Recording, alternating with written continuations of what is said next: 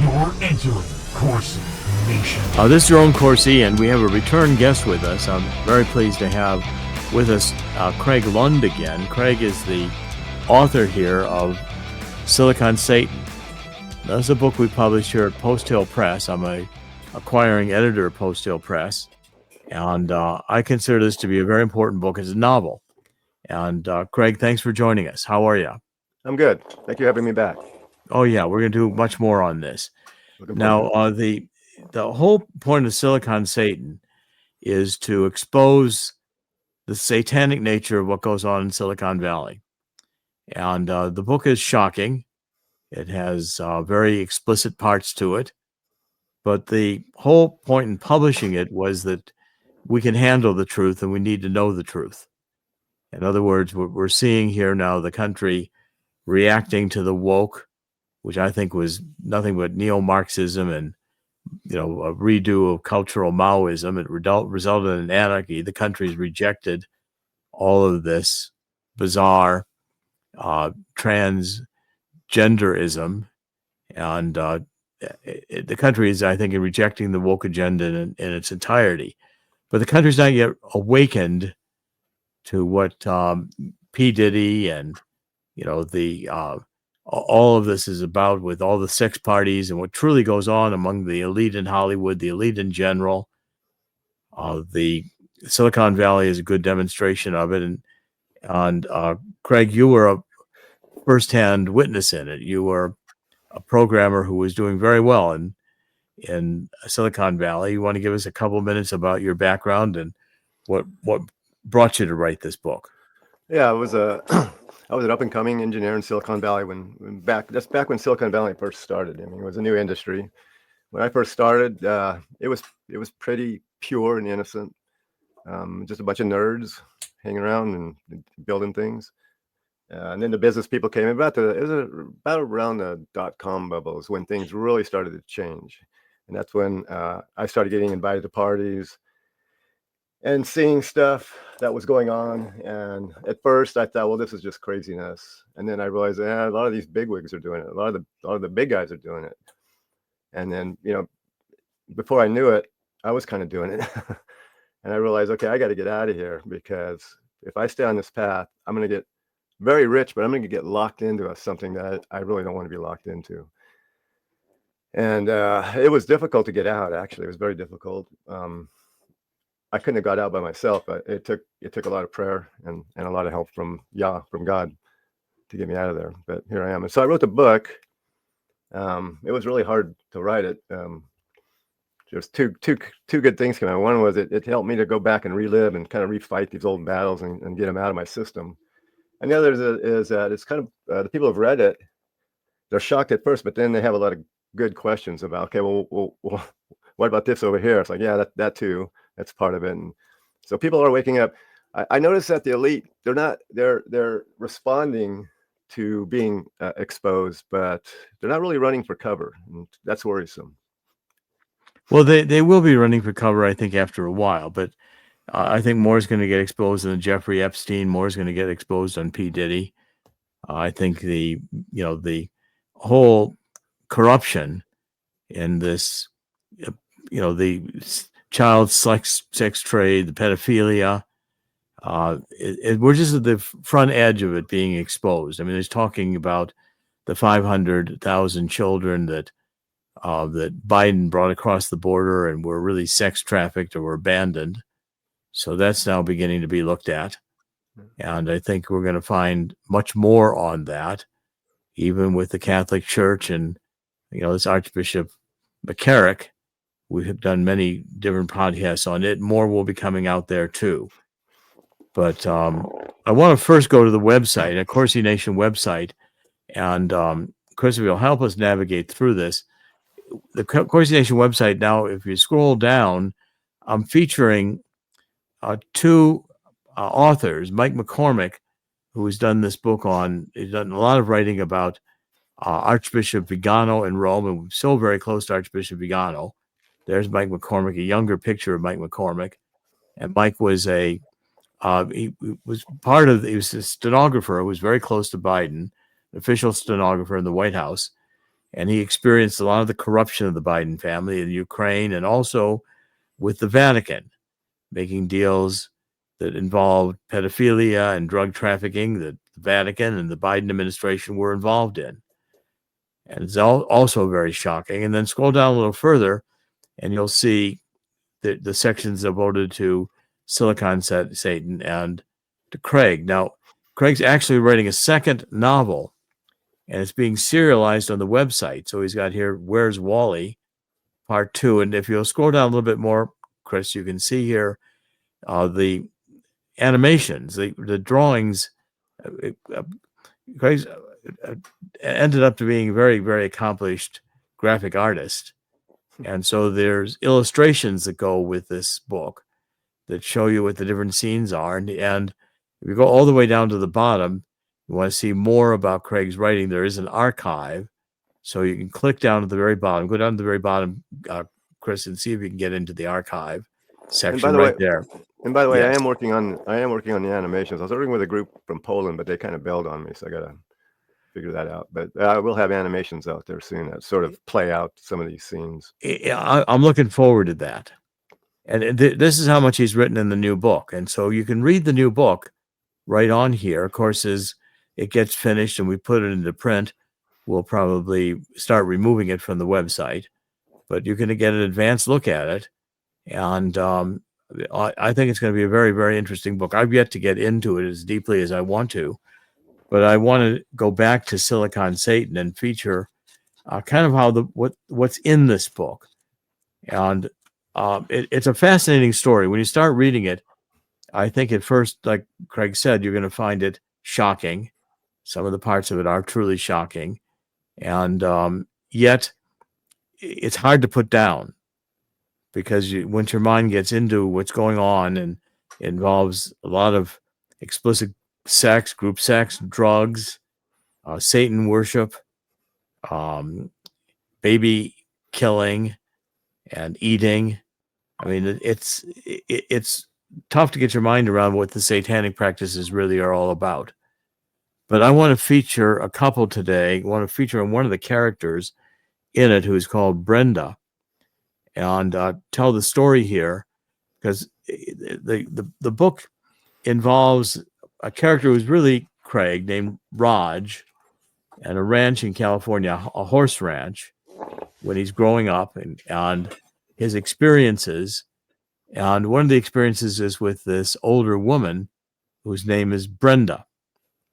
Now we're going to contrast how Brenda works in the story. She's really kind of a contemporary woman, hippie, free love, and she innocently seduces this young Raj, and it gets compared to another character later on in the book, who is Parson, who is a Hollywood photographer from Malibu, seduces Sloan. Well, Sloan is the female counterpart to Raj in the book. Raj and Sloan meet and have sexual experiences when they're very young, and end up getting married and participating in all the sexual extravagance that became Silicon Valley. And this is a fictionalized version, really, Cregg, of what you went through. Is that right? Yeah, it is, and it's interesting, because I'm glad I wrote the book when I did, because I've had a couple people accuse me of trying to copy stuff that's going on now. It's like, but I wrote the book a long time ago. I wrote it before all of this. So everything you're seeing now being played out in the news with P. Diddy and such, that's not by accident. That was really happening. And how long have we been working on this together? Well, 8 years or something. 8 years. I mean, we started this a long time ago. Right. And when I first contacted you, I had all the stories with me. It's not like I've been developing them along, as we went. This is the way it happened in Silicon Valley and in Hollywood and in DC and other places. And now I'm starting to see it happening in the podcasting world, but we can talk about that later. Yeah. I mean, it's coming out, and it's going to come out more, but you've actually written and thrown away this book a couple of times. Yeah, it was a really hard project. I've been through some hard projects. This is the worst. This is the hardest thing I've ever done in my life. Go back and write this stuff. Is writing a book. Writing a book, writing that book. Yeah, well, anybody who thinks writing is easy hasn't really tried it in a serious fashion. It's not easy. Well, now that I'm going, the second book is I wouldn't call it easy either, but it's at least I know what I'm doing a little bit better. Well, your writing is improving. I constantly, I think people are going to. I can see this being a series of books, and I think people will get into them and read them all. It may There's enough take material. it may take a while for you to build a big readership, but I think over time you're going to have a following, and people are going to be wanting to see. And when they get into one book, they're going to go back and read them all, which is what people typically do. So it may take you a while here to get established, but it will happen. It's just a matter of continuing to do it and continuing to persist. And my main goal though isn't really to sell books. It's I want people to see what's really going on, because if you read something like this, it's going to be shocking, and you're gonna say, no way, that's not happening. But then you're going to start seeing it all over the place, and it'll help wake people up. You got to get through this first. The hardest part is getting your head wrapped around that this stuff is actually going on all over the place. We live in an evil kingdom. No matter, it doesn't matter how much wallpaper you can put up, it's still an evil kingdom.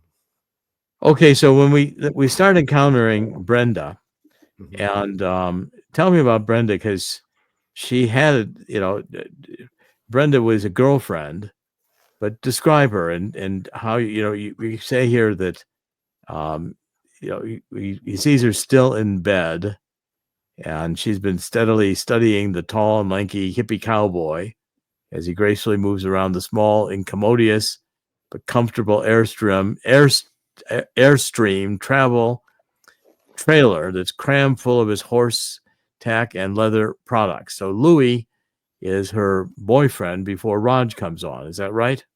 Yeah. So Brenda kind of represents a lot of different women of that time, where she was this free spirit. She wasn't evil. She didn't think she was. She was just it was like everything was about free love, free. I mean, you were there during those years. I didn't participate as much as you did, although we were all affected by it. Well, it's interesting because of the barn, the ranch, the horse business is 80% female. So it attracted a lot of females out there. And our horse ranch was big. We sold to Ronald Reagan and such. We trained Tennessee Walkers. The two most famous horses, Trigger and Hi-Ho Silver, are Tennessee Walkers. Right, they're beautiful horses. And the reason why people like them is because they're plantation, they're pleasure horses. They have a different gait. If you watch someone riding a Tennessee Walker, the rider doesn't bounce up and down. He just goes smooth. And they were bred so that you could run around your 10,000 acre plantation all day without getting a sore butt. Go ahead. Sorry. No, you go ahead. So women like Brenda were always out there. And she's sort of an accumulation of a few different gals that I ran into when I was young out there. Well, and available all the time for sex. I mean, sex was not a big deal in some senses. It was just kind of part of the culture, part of what was available. That's how certainly reading about Brenda comes across in the book. Yeah, and her sluttiness was encouraged. The society at the time was encouraging women like her to kind of flaunt it, go braless and pantyless, and right, and to be available. Right. Constantly. Now, looking back, I don't know how organic that whole culture was anymore. Looking back, but at the time, it sure changed things. Right, and sexual revolution. So when you turned 13, there's part of here on page 124 of the book. You start turning 13, and so you're having much more of an encounter here with Brenda, and you're realizing that the conversation is Brenda's asking whether you've had any sex, and you say, Raj says, you mean actual sex? And well, we need to remedy that, is what basically Louis is teasing. And Louis is the boyfriend of Brenda. And he says, I give you my permission to have all the sex you want here with young Raj, he's telling Brenda. And so she punches him harder and says, "Stop, Louis." And he said, "I'm just teasing. I didn't get my first sex until I was 15, but maybe Raj needs some sex at 13." So, that's kind of again, hard to imagine in some senses that, she's asking her boyfriend if he could have sex with this 13-year-old underage, and he seems to be encouraging it. Yeah, it was very common for me, young men like me. I wasn't the only young man at the ranch, but it was very common for us to get teased all the time. Even at like 10, 11, 12, did you get pussy? Yeah. Very, very common to get teased about our virginity. So it was, I mean, it wasn't, I wouldn't call it abusive, but it certainly wasn't healthy. It's kind of ubiquitous. It's everywhere. It's all part of the culture. I mean, and the sexualization of young children, 10, 13, was not uncommon. No, I don't think it was I don't think it was nefariously intentional either. I don't think that these gals were sitting around going, "Hey man, we got to go fuck Cregg." I think it was just part of the culture at the time. Yeah, I mean, and the way you describe it in the book is playful, but again is very suggestive. I mean, that this whole idea of the Lolita characteristic, seducing a young person, and and Brenda's really begins to come on to Raj and increasingly encouraging him. So it becomes almost inevitable that Brenda and Raj are going to have sex. It almost, through all the teasing, the sexual conversation and banter they have back and forth, it becomes like almost assumed it's going to happen. Right. Would you agree? Yeah. Reading, it got to the point where it gets to the point where it has to happen. It has to happen. Otherwise, you're just going to get teased relentlessly. You're gonna. Yeah. What was wrong with you that you didn't want to try it? It was made available to you. You didn't want to try it. Go get some gold. Yeah. And so then when it finally happens, she starts kissing you and then seduces you. When you write about that, what's going on with the characters? What's Raj experiencing as he gets seduced for the first time for sex? Well, Raj is happy for on one side, but I'm very confused on the other side. It's like, what this is kind of weird. What are we doing? It's kind of, and when I look back way back, and it's kind of overwhelming for a kid like that. It shouldn't have happened, because I think back, the ranch was a perfect set. I could be running a nice ranch right now if it hadn't been for all these weirdos that were out there. And by weirdos, I mean my family. Your family, the ones you grew up with. Right, the ones who created the ranch. Well, it's my grandfather's ranch, and it's just like any other thing. I don't know if you've heard the Righteous Gemstones series, where the father is a preacher and he makes a lot of money and his kids ruin everything. It's kind of the same thing. My grandfather built a ranch. It was successful, and his kids ruined it. Yeah, I mean, it gets to be explicit sex, and you talk about what goes on and how she basically lays back and pulls up her skirt and seduces him. Yeah, and as a reader, if you can't get through that, you should just put the book down, because if you can't get past about page 154, it probably this is not for you. Yeah. But I'd suspect that most people who get to page 154, are really now wanting to learn more of how all this goes on and what happens. But as shocking as this whole sexual episode of introducing Raj to sex with Brenda is, and how explicit it is, I want to switch to what happens with Sloan. So talk about this character Parsons, who's the Hollywood photographer. He certainly comes from Malibu. Of course, he comes on much more of a slick operator. Yeah. The real Sloan in my life, it was a real problem because she was a drop dead gorgeous little girl. And being with her was really problematic because there was so many guys, especially during those times. So many men were photographers, and so many men wanted to make her a model. So she was constantly getting hit on by these creeps, and it comes to a point where eventually she gives in because she's interested in it, and it doesn't work out at all. I mean, she doesn't get what she was promised. She just got used, is all. And that was Right. that was happening all the time. And again, the idea, of course, taking naked pictures, and the whole thing was, from the photographer's point of view, was really sexualized. From Sloane's point of view, she's young and is not fully aware of what's going on. It's kind of fun and titillating, but she's not conceptualizing it the way he is.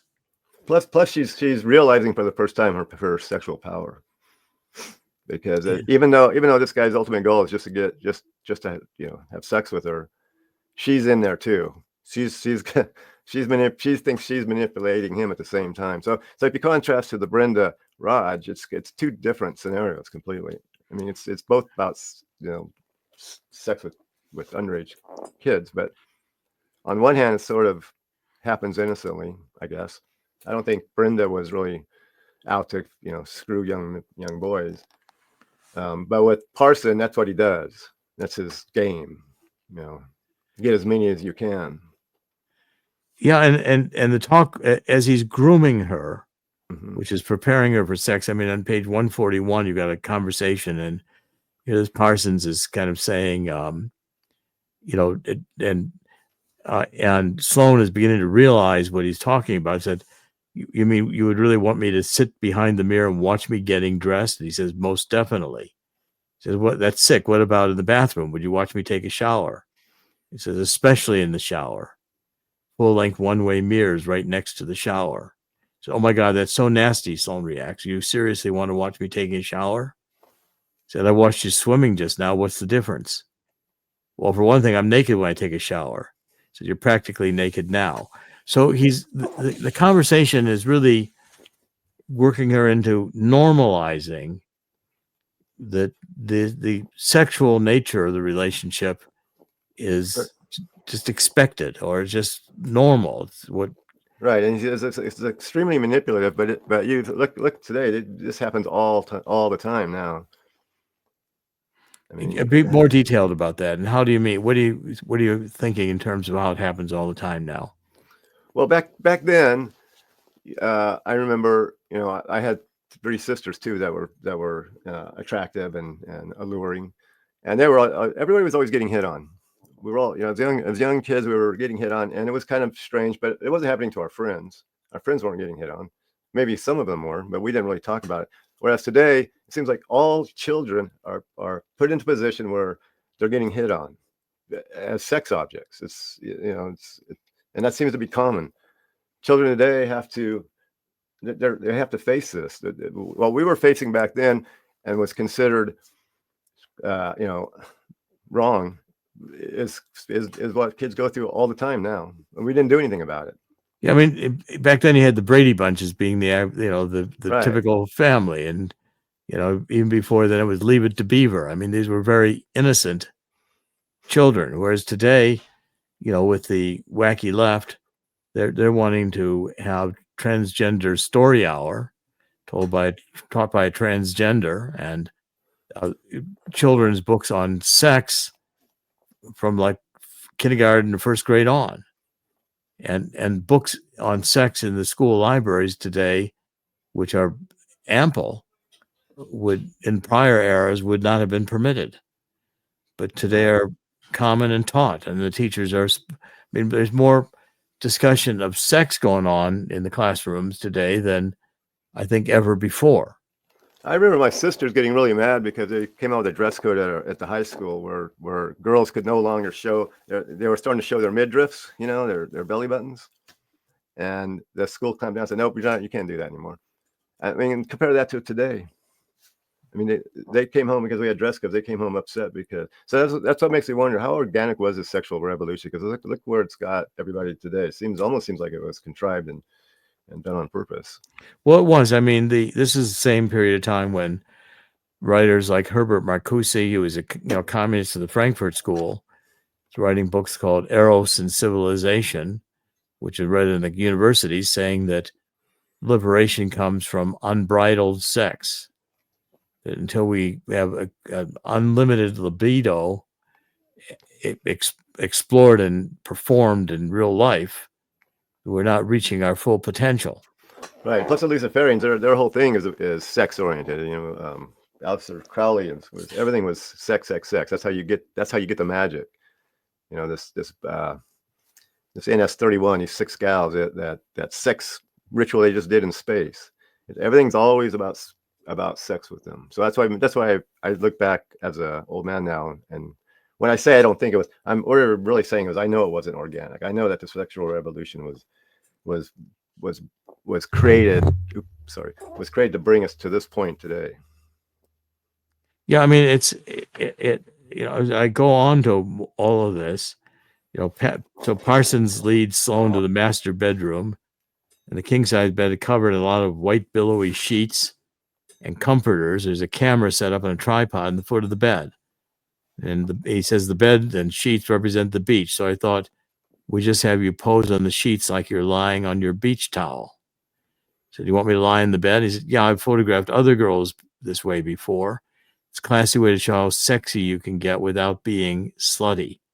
Give it a try. So he's getting her to get in a position and then gets her to loosen up.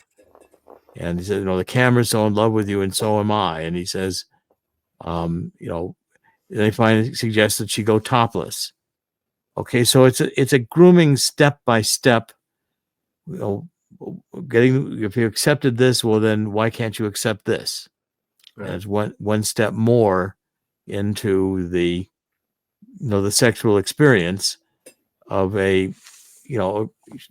Sloan having a sexual affair with a much older man, and she, page 145, you say she loves it. On her 4th relationship, they're developed into a master-slave game where Sloan suggests that Parson put on one of the pirate outfits and then ravage her. Tells him she has a fantasy of being captured by cowboys on horses who use her for their own pleasures. But a pirate's close enough. So, I mean, it gets into the sexualization of children is part of the satanic process. Right, and if you look at that process that little girl just went through, not every little girl, when they get into that situation, is going to go through with it. A lot of them are going to get scared. A lot of them aren't even going to get invited. The same thing was happening to us engineers in Silicon Valley back then. It's little by little, they're kind of grooming you into this situation, into this club, and they test you along the way. How far will you go? How far are you willing to go? And they reward you too. If you take your shirt off, and or if you go to the ritual and participate, and you get a reward, you get attention, you get maybe a promotion, a position, you get invited to the next party. And so they're pretty good at doing what they do, at grooming people, human beings, into doing things that we know we shouldn't do and probably don't want to do, but the rewards are worth it. Well, again, you make the point constantly that you can experience Silicon Valley or something like that and do all right, right. Make a living, have a reasonable life, raise children, have a marriage that's actually a marriage, and is not open to sex with others. But you're not going to advance to the higher levels in Silicon Valley unless you abandon that model. Right. And you wouldn't even know it either. You would just think, well, I just wasn't good enough. I wasn't lucky enough. Like, no, you weren't crazy enough. That's the only difference. I mean, some of these uber rich people are extremely crazy, and that's how they got there. They had the right personality. They had that crazy, that type of personality, I guess. They were willing and anxious to do this type of these things and to cross these lines. Yeah, see, if somebody had told me in the beginning where I was heading, I would have never left the ranch. But I didn't know what I was getting I did not know what I was getting into. I knew what I was doing, and pretty soon you get so far that you think, oh, I can't turn back now. and that's sort of, they do that on purpose as well. They get you to the point where, well, how much are you willing to give up? Fine, you want out, fine, you can give up everything. You're never going to get back here. You're never going to play again. You're never going to get another contract. And you're so far into it now that it's like, how am I ever going to get back to a simple life? But you can. I mean, look at me. I live off grid now. Yeah, but you also realize, in writing the book, it's clear you realize that, what you were going through at the ranch when you started out innocent and then are seduced by an older woman and brought into this grooming you went through, prepared you to, when Sloan comes around, she's not shocking any longer, it's titillating. And then the sex orgy parties and drugs are just an enhancement of what you already agreed to do. So it's a progression. Pretty much, yeah. And what's really interesting, the other thing that's interesting is with my story is the bikers taking over the ranch. I look back now, it's like, how did that ever happen? I'm glad it did, though, because it kind of gave me a sense or a view of the world where you can be crazy, but you don't have to be evil. So like these bikers, everybody thinks they're evil and crazy. A lot of them are, but most of them aren't. Most of them are family guys. It's just something that they do. They like the security of being an outlaw biker. It's a club to them. It's security. It's safety. It's community, and it's a hobby. Right. It's a weekend thing to do, and that's a lifestyle for them. But their bikes are hobbies. So okay, but again, we'll cover that. That's another complex part of the book. Okay. But this whole grooming and because Brenda continues throughout the book. I mean, she continues out through a good long part of the book. She's in the second book too. And in the second book too. I mean, it's like the sex with her gets more and more deep and addictive. And she begins teaching Raj, much more coaching him. And the sexual reality that they begin living in, is abnormal, because it's an obsession with sex. Everything becomes experienced through sex. Whereas in a normal, child rearing, kids aren't interested in sex until puberty, and here it's way before puberty, and they're beginning to get into what it's about before they really understand what it's about. But by the time they do understand what it's about, then they're more deeply into it, because they've already been acculturated the behaviors and learned the behaviors. Now they cross over into a deeper enjoyment of them, and it begins to dominate their entire experience. It becomes what they're thinking about all the time. Plus, it kind of breaks down the whole taboo structure when you're that young, and you see how easy it is for the adults to break down these taboos that you've been hearing about. Then it makes it easier to break the next one and the next one. And you're still a kid. You're still a young person, and you're already, doing things you're not supposed to do. And somehow intuitively, it's wrong. Yeah, you do. Well, yeah. It's not right. It just doesn't. It isn't. But yet it's alluring, and you've crossed the line, and you've decided to go into that. That's half the fun, right? And so, the seduction part of Silicon Valley, and then coupling it with financial success, worldly goods, accomplishment. We now get people to be billionaires on stock, which is, again, creating wealth out of nothing. It's almost magical. Mm-hmm. It's conferred on you, and it's conferred on you because you've agreed to immerse into this lifestyle. And so when asked to perform rituals, killing babies, eating babies, going after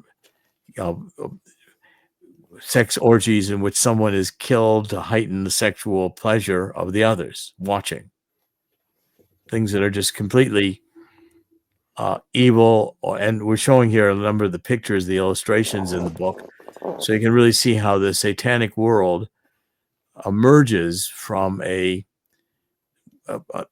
innocent reality.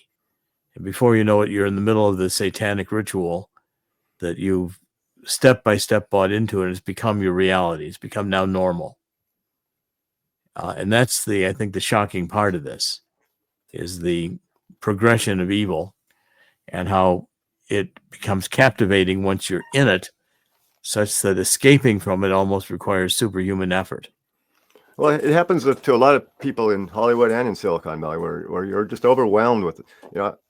I remember I was sitting there one day and I had a $12 million portfolio, and I wanted to get out, and I kept looking, at my documents over here, and it was just really difficult to. And I realized looking back, it was just money on paper. They do that to you on purpose. You think you're a millionaire, you're really not. There's nothing I could do with that. I suppose I could cash it out or something, but. And then I had this nice flat in San Francisco, and I had a car, and I had 2 Harley Davidsons and a sailboat, and it's really hard to give up. Really hard to give up. I mean, a lot of people say, "Well, you're just materialistic." It's like, yeah, but it's more than that, because I had power and prestige and position. I had friends I didn't even know their names. I had people, flocking around me. I didn't even know who they were.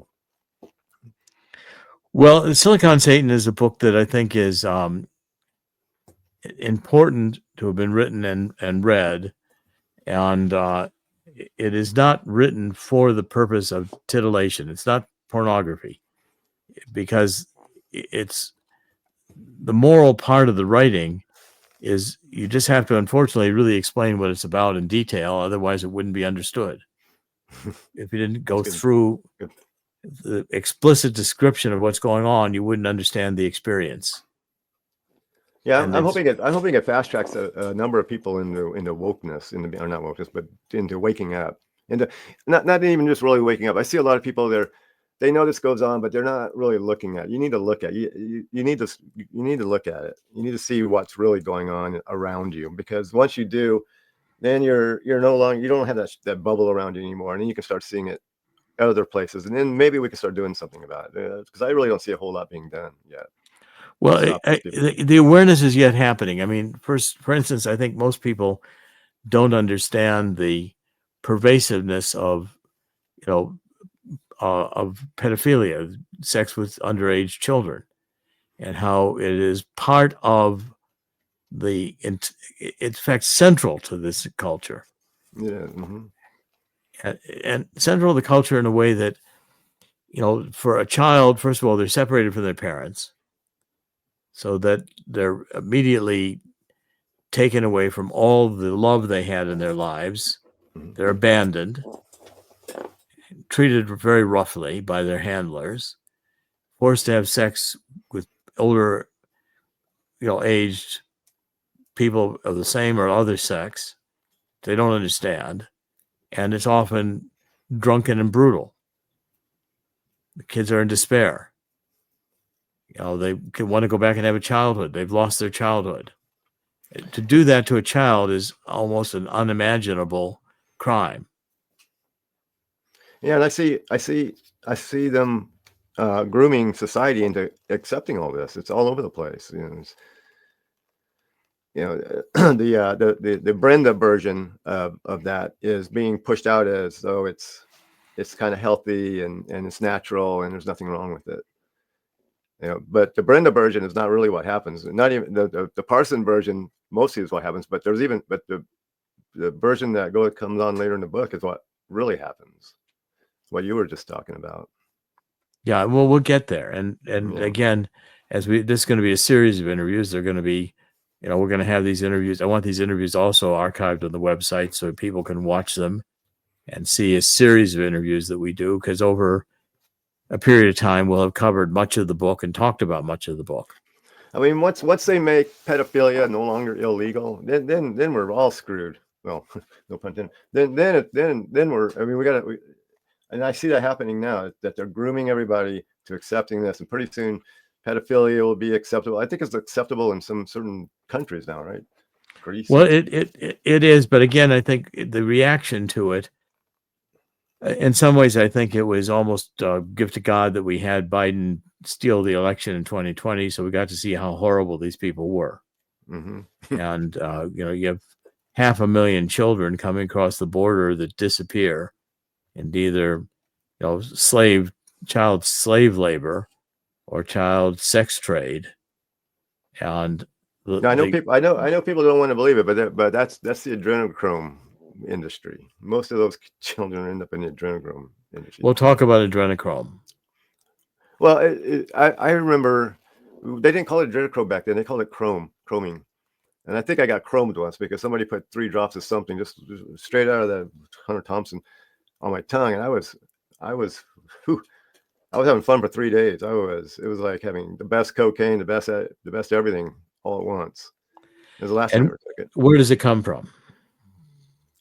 Well, I don't know where they got that. I was in. Oh, you mean how did they manufacture? They manufacture it through scaring little children into. I mean, you can look all that up. It's scaring little children into producing these hormonal reactions. Right. So like the whole frazzle drip thing. I don't know if you're familiar with that with Hillary and Huma and the frazzle drip rumor, but where they actually cut the face off one of the children and was wearing it to freak them out, and that Morty cartoon, they did a kind of a cartoon about it, but that's what goes on. That's what they do. They abuse these children, torture them, and they need children because it works better with children. And they harvest this adrenochrome out of their blood, and they use it as a drug. And that's what goes on. That's what it's about. And until people accept that, and there's so much evidence of it out there, until people actually accept it, that it's going on, and nobody's going to do anything about it. The hardest part is getting people to wrap your head around this. This is happening. You can't explain where these 500,000 children are going. You can't explain why Cher looks like she's 27 years old still. You can't explain why the people who drop off suddenly get really old because they don't get it anymore. And not only that, but it kind of makes sense. We write this kind of stuff in our, these magical potions in our fairy tales all the time. What makes you think it's not really happening? I mean, but it is. Well, it's the awareness of these practices, and again, if we get more of the P. Diddy and more of the Epstein and all these stories coming out and being told, and right now I think even the Justice Department suppressing it. They're still not letting it come out, even though we're supposed to have Pam Bondi and Kash Patel and tell all, and let these, we still have classified documents suppressing reality and truth about the CIA. Kennedy assassination, a lot of documents were destroyed that'll never be found now because they were destroyed. Others are still being withheld because they were never turned over by the CIA, and others, they were kept hidden despite the law demanding they be turned over to the Assassinations Records Review Board in the 1990s. They weren't turned over. Okay, so the lies and this age is coming to an end with Trump coming in and the shocking revelations we're finding. But you're going to see a lot more, like you say, you get asked by people saying, well, okay, this person suicided. Did they really suicide? And you begin to explain red scarfing. What is red scarfing? Red scarfing is the way they used to get rid of people and send a message at the same time. I don't see it so much anymore because I think they got too much exposure. But it's where the guy will go in and strangle you and then make it look like you hung yourself on a doorknob with a red scarf. I mean, nobody can hang themselves on a doorknob. You would naturally get up, right? And then they try to use the sexual asphyxiation as like for David Carradine, but again, the setup is all wrong. So if people would start realizing that this kind of stuff is going on, it'd be easier for them to realize that, okay, so the JFK files probably are true, and all those conspiracies probably are true. It only takes one thing to kind of break down their dam or their wall of security. Well, once this is penetrated, once the evil's seen, I believe you can't unsee it. You can't unsee it, and I think that people are going to repudiate it because you don't want your children brought into this. You don't want it happening to the ones you've created and love. And that's sort of the dilemma, because you can't. It's hard to see something you don't want to see. It's so awful, you really don't want to look at it, but you need to. It's one of those kind of things. Yeah, and it's affected your life. You're who you are today, and have suffered and have to struggle with these demons. But I commend you in that you're writing about it and exposing it to the world to see in its raw form. And as such, it's going to be harder for it to remain hidden. And my goal is to get it seen clearly so that we're no longer fooled by a display of 500,000 children who suddenly are brought across the border and disappear. Yeah. They're sex trafficked, or they're. I think me and people like me need to just be louder. I've hidden for so long because it just seemed like the natural thing to do. Hide. I was hiding from them. I was hiding from me too. I just didn't want to look back. It's too hard to look back, but once you do, then there's a certain freedom, and then you want to go out and tell everybody, but nobody wants to hear it because it's not, it's ugly. Well, I think the audience is going to build, and we're going to continue to do these shows, and we're going to continue to go through the writing. And as we wrap up here, I want to go back to showing people the Silicon Satan cover of the book. It's available on Amazon, and we devoted a section of CorsiNation.com. Go down further in the page, you'll see the Silicon Valley section where Cregg is writing a new novel that's being serialized. You've got illustrations now that Cregg is doing the various scenes, and soon there'll be animations. And we'll also put these interviews and other interviews on with Cregg so that they're all there available to be viewed. And I want to thank you, Cregg, for coming on again, and commend you for coming on. Thanks for having me. And we'll do much more of this. And just wrapping it up, I want to affirm that in the end, God always wins, and God will dispel this darkness too. Amen. Amen. This is Dr. Jerome Corsi with CorsiNation.com. We've been here with Cregg Lund, who is the author of Silicon Satan, a novel. And I encourage everybody to get it and to read it, talk about it, and pass it on to others. This is Dr. Jerome Corsi, and Corsi Nation podcast every weekday. We will be back next weekday, and thank you for joining us. God bless.